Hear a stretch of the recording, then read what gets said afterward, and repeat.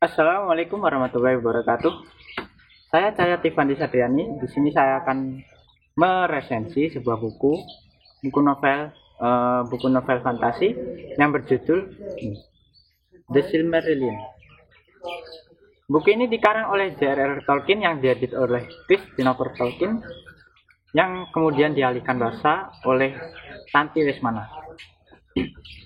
Penerbit buku ini di Gramedia Jakarta Utama pada tahun 2016. Tebal buku ini sebanyak 624 halaman dan dimensi buku sebesar 13,5 kali 20 cm.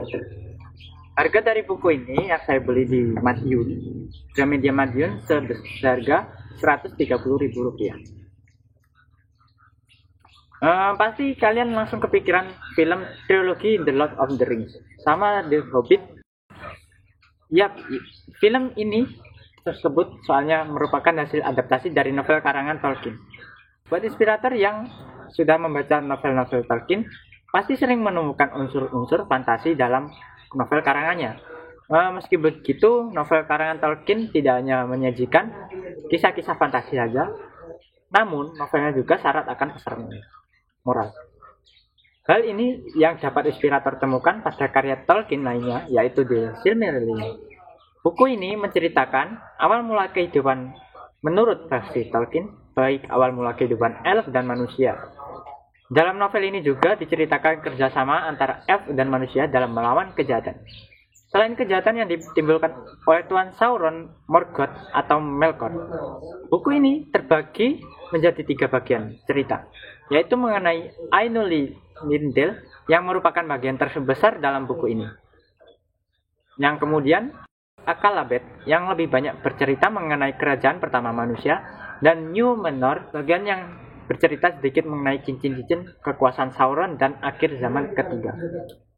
Buku ini dilengkapi oleh peta yang berisikan nama tempat-tempat yang ada dalam cerita The Silmarillion, yang beberapa di antaranya bahkan belum dituliskan dalam kisah The Lord of the Rings atau The Hobbit.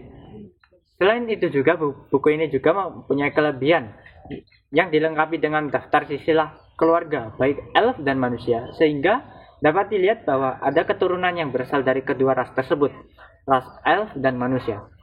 Tak hanya peta dan daftar silsilah keluarga, buku ini juga dilengkapi dengan indeks nama-nama yang memudahkan pembaca dalam mencari nama tokoh atau nama tempat, ataupun nama peristiwa dalam cerita dan lampiran unsur-unsur dalam nama kuenya dalam Sindarin, dalam bahasa elf. Tapi sayangnya buku ini memiliki kekurangan yang sangat menyarankan para pembaca untuk melakukan pendekatan gaya baca yang benar-benar berbeda untuk buku ini. Sebab jika tidak, kita akan mengalami kebingungan, kelelahan, dan akhirnya gagal menikmatinya. Jadi buku ini tidak disarankan untuk anak-anak kecil. Buku ini hanya disarankan untuk anak-anak remaja atau yang sedang kuliah. Ya, sekian saja resensi buku ini. Saya akhiri cukup sekian. Wassalamualaikum warahmatullahi wabarakatuh.